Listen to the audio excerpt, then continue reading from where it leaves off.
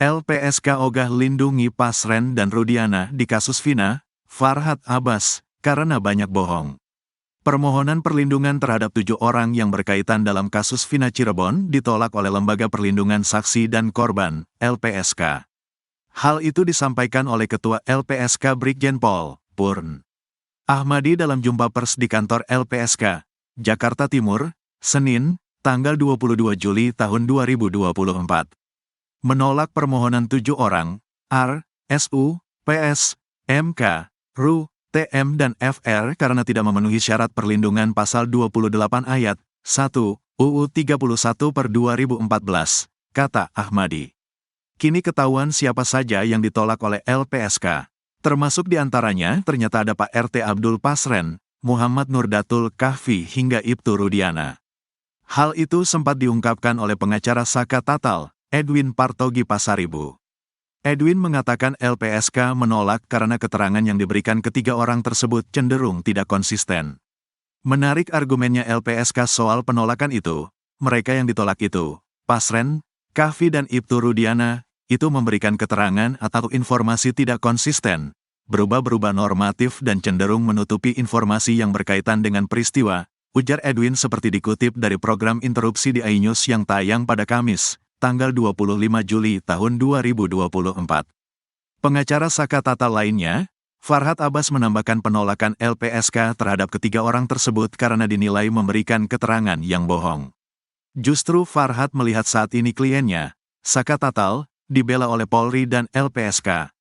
Justru yang dibela oleh Polri dan LPSK adalah kami, karena si Saka Tatal sudah dilindungi sedangkan Pasren, Sudirman dan lain-lainnya tidak dilindungi karena banyak bohongnya, ujar Farhad. Farhad pun mengancam melaporkan pengacara-pengacara pembela saksi dan Ibtu Rudiana. Ia beralasan karena mereka malah membuat kegaduhan di tengah penyelesaian kasus Vina Cirebon. Sebaiknya pengacara-pengacara ini minta LPSK aja lah, karena sedikit lagi kalian juga akan kita laporkan sebagai pembuat kegaduhan. Ingat itu, catat itu, pungkasnya. Terjawab alasan kasus Vina bak benang kusut, 4 saksi kunci ulap cerita berbeda. Terjawab penyebab keruwetan kasus Vina yang hingga kini masih diselimuti tabir fakta. Pasalnya, kasus Vina bak jadi benang kusut lantaran 4 saksi kunci mengurai cerita yang janggal dan berbeda-beda versi. Hal itu terlihat dari rincian waktu sebelum kasus Vina Cirebon berdasar kesaksian 4 orang ternyata berbeda. Dalam kesaksian terbarunya, Liga Akbar mengaku bersama Eki sejak siang hingga sore sebelum kasus Vina. Sedangkan tukang tambal ban mengaku melihat Eki dan Vina siang hari. Sementara Widi dan Mega mengaku bersama Vina sejak siang hingga menjelang maghrib. Rincian waktu ini menjadi penting untuk mengungkap kronologi utuh kasus Vina Cirebon.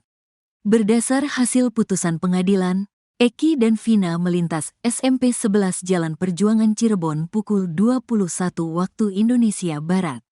Liga Akbar mengaku berangkat dari rumah Ibu Eki di Majalengka pukul 15 waktu Indonesia Barat, Sabtu tanggal 27 Agustus tahun 2016. 30 menit kemudian, Liga dan Eki sampai di warung SMA 4, Warpat, Cirebon. Kata Liga Akbar, sekitar pukul 16 waktu Indonesia Barat sampai pukul 17 waktu Indonesia Barat, Eki pergi menjemput Vina. Dari Majalengka jam 3 sampai setengah 4 langsung ke SMA 4, bersama B, T dan L jemput Vina jam 16.30 atau pukul 17, kata Liga Akbar. Eki kemudian kembali ke Warpat bersama Vina selepas maghrib. Setelah maghrib balik lagi dengan Vina. Hanya minta rokok, ngopi sebentar dia izin rapat organisasi, kata Liga Akbar.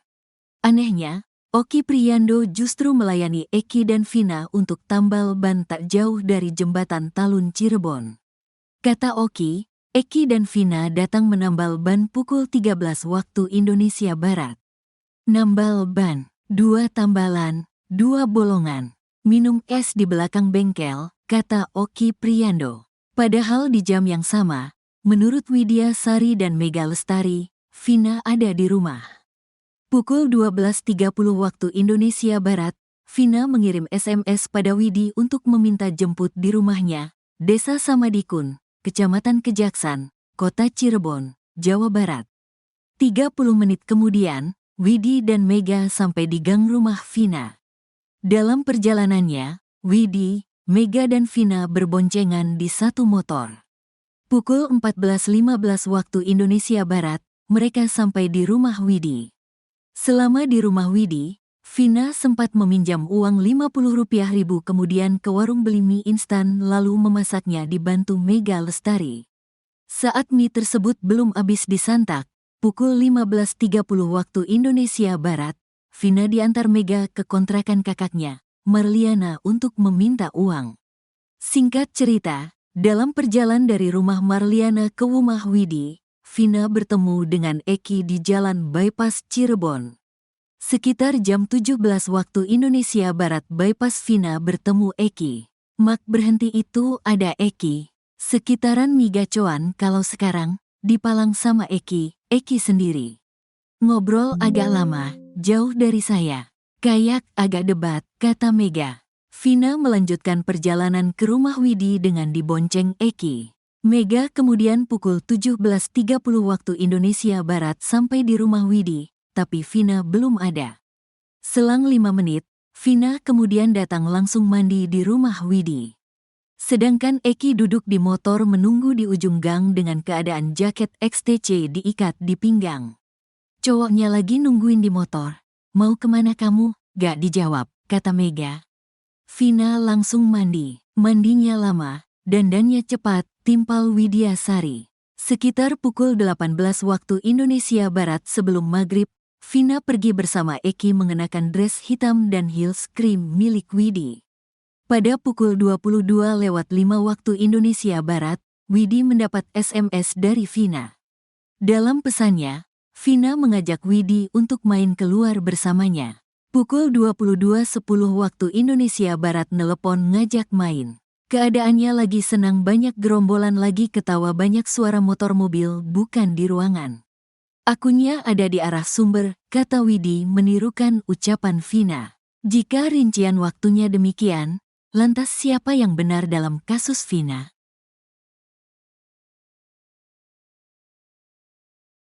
Terjawab penyebab keruwetan kasus Vina yang hingga kini masih diselimuti tabir fakta. Pasalnya, kasus Vina bak jadi benang kusut lantaran 4 saksi kunci mengurai cerita yang janggal dan berbeda-beda versi. Hal itu terlihat dari rincian waktu sebelum kasus Vina Cirebon berdasar kesaksian 4 orang ternyata berbeda. Dalam kesaksian terbarunya, Liga Akbar mengaku bersama Eki sejak siang hingga sore sebelum kasus Vina. Sedangkan tukang tambal ban mengaku melihat Eki dan Vina siang hari. Sementara Widi dan Mega mengaku bersama Vina sejak siang hingga menjelang maghrib. Rincian waktu ini menjadi penting untuk mengungkap kronologi utuh kasus Vina Cirebon. Berdasar hasil putusan pengadilan, Eki dan Vina melintas SMP 11 Jalan Perjuangan Cirebon pukul 21 waktu Indonesia Barat. Liga Akbar mengaku berangkat dari rumah Ibu Eki di Majalengka pukul 15 WIB, Sabtu 27 Agustus 2016. 30 menit kemudian, Liga dan Eki sampai di warung SMA 4, Warpat, Cirebon. Kata Liga Akbar, sekitar pukul 16 WIB sampai pukul 17 WIB, Eki pergi menjemput Vina. Dari Majalengka jam 3 sampai setengah 4 langsung ke SMA 4, bersama B, T dan L jemput Vina jam 16.30 atau pukul 17, kata Liga Akbar. Eki kemudian kembali ke Warpat bersama Vina selepas maghrib. Setelah maghrib balik lagi dengan Vina. Hanya minta rokok, ngopi sebentar dia izin rapat organisasi, kata Liga Akbar. Anehnya, Oki Priando justru melayani Eki dan Vina untuk tambal ban tak jauh dari jembatan Talun Cirebon. Kata Oki, Eki dan Vina datang menambal ban pukul 13 waktu Indonesia Barat. Nambal ban. 2 tambalan, 2 bolongan. Minum es di belakang bengkel, kata Oki Priando. Padahal di jam yang sama, menurut Widya Sari dan Mega Lestari, Vina ada di rumah. Rincian kronologi kejadian bahkan waktu yang berbeda-beda itu yang membuat kasus semakin ruwet. Jika rincian waktunya demikian, lantas siapa yang benar dalam kasus Vina? Di saat keluarga Vina Cirebon meminta Polda Jabar untuk mencari 3 DPO yang sebenarnya usai Pegi Setiawan dinyatakan bebas, Dede Riswanto justru mengungkapkan fakta bahwa pencarian akan berujung sia-sia. Saksi kunci kasus Vina di tahun 2016 silam itu mengatakan pencarian terhadap 3 DPO ini justru tak akan ketemu walau ke ujung dunia. Sebagai informasi, Ibunda Vina Dewi Asita atau Vina Cirebon, Sukeasih sempat meminta polisi mencari keberadaan Peggy, Andi dan Dani. Namun, pernyataan itu kini dibalas oleh Dede usai membongkar kesaksiannya pada 8 tahun lalu adalah palsu. Sembari tertawa kecil, ia mengatakan 3 orang yang masuk daftar pencarian orang, DPO, di kasus Vina Cirebon, yang tertuang di isi putusan, tidak ada. Menurutnya, pencarian ketiga DPO tersebut hanya membuang-buang waktu. Tak ada raut ketakutan di wajahnya. Dengan mantap, ia menyampaikan kepada masyarakat bahwa ketiga DPO tersebut tidak ada. Oleh sebab itu, ia menyarankan publik agar tidak lagi memakai ilmu cocoklogi di media sosial lalu mencurigai orang-orang yang mirip dengan ciri-ciri 3 DPO tersebut. Dede mengatakan kepada Deddy Mulyadi bahwa peristiwa pembunuhan dan pemerkosaan tidak pernah terjadi. Bahkan, TKP kasus Vina Cirebon yang disebut ada 3 lokasi sebenarnya hanya 1, yaitu di Jembatan Layang Talun, Kabupaten Cirebon. Tewasnya 2 sejoli tersebut disebabkan karena kecelakaan lalu lintas, bukan pembunuhan. Dede pun menyebut bahwa jalan cerita adanya pembunuhan dan pemerkosaan hanyalah akal-akalan Aep saja. Ia mengaku tidak pernah melihat adanya aksi sadis dan keji yang dilakukan oleh para terpidana yang kini mendekam di balik jeruji besi.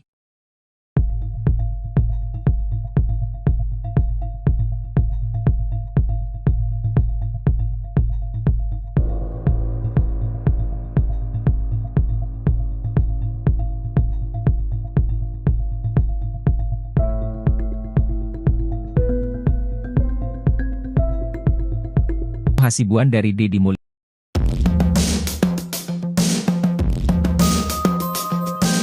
Jaksa menolak novum baru yang diajukan pihak Saka Tatal dalam sidang PK kasus kematian Vina dan Eki yang digelar di Pengadilan Negeri Cirebon, Jumat, 26 Juli 2024. Diketahui Saka Tatal melalui kuasa hukumnya mengungkap sejumlah novum atau bukti baru dalam sidang PK sebelumnya.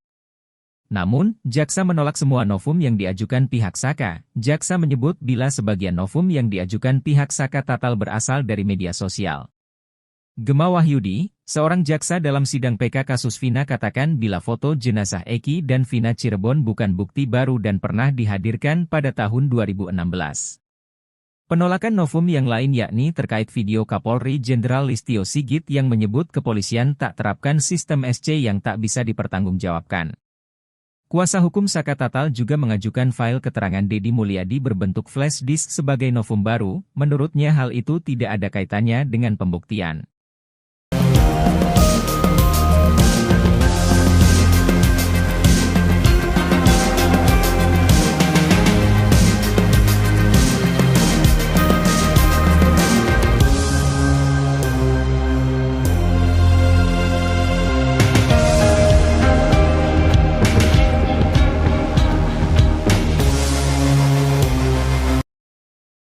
Pengacara Otto Hasibuan keheranan dengan informasi keberadaan Aep yang tiba-tiba menghilang lalu sempat diketahui berada di Purwakarta. Ditambah lagi, kini Aep dikawal 3 pria gondrong. Informasi itu diterima Otto Hasibuan dari Deddy Mulyadi, anggota DPR RI terpilih dari Gerindra yang aktif mengadvokasi para terpidana kasus Vina. Deddy Mulyadi mengaku diberitahu informasi keberadaan Aep kala menyambangi kediaman ayah Aep di bilangan Desa Palinggihan, Kecamatan Pleret, Kabupaten Purwakarta. Sementara itu Otto Hasibuan adalah Ketua Umum Perhimpunan Advokat Indonesia, PRADI, yang kini membela para terpidana kasus Vina. Ketika itu, Deddy Mulyadi mengantarkan Dede, teman Aep, saksi kunci kasus Vina menceritakan kesaksiannya kepada Otto Hasibuan. Ex-Bupati Purwakarta itu menjelaskan ciri 3 orang yang mengawal Aep, berambut gondrong. Rambutnya gondrong 3 orang, selalu mendampingi, kata Deddy. Dengan mata serius memperhatikan pernyataan Deddy, Otto heran. Deddy pun menceritakan kepada Otto, dia sudah meminta ayah Aep agar mau membujuk anaknya. Karena kita kan bukan ingin menjarain orang, tapi bebasin orang, kata Deddy. Otto pun masih terpaku dengan informasi 3 orang pengawal Aep. Oh gitu ya, tapi yang mengawal itu siapa? Tukang ojek atau yang lain, kata Otto. Otto pun menegaskan, jika 3 orang pengawal Aep itu menghalangi upaya penegakan hukum maka itu melanggar hukum. Karena kalau ada orang menghalang-halangi untuk menegakkan hukum itu juga boleh salahkan. Mudah-mudahan yang mengawal itu teman baiknya, kata Otto.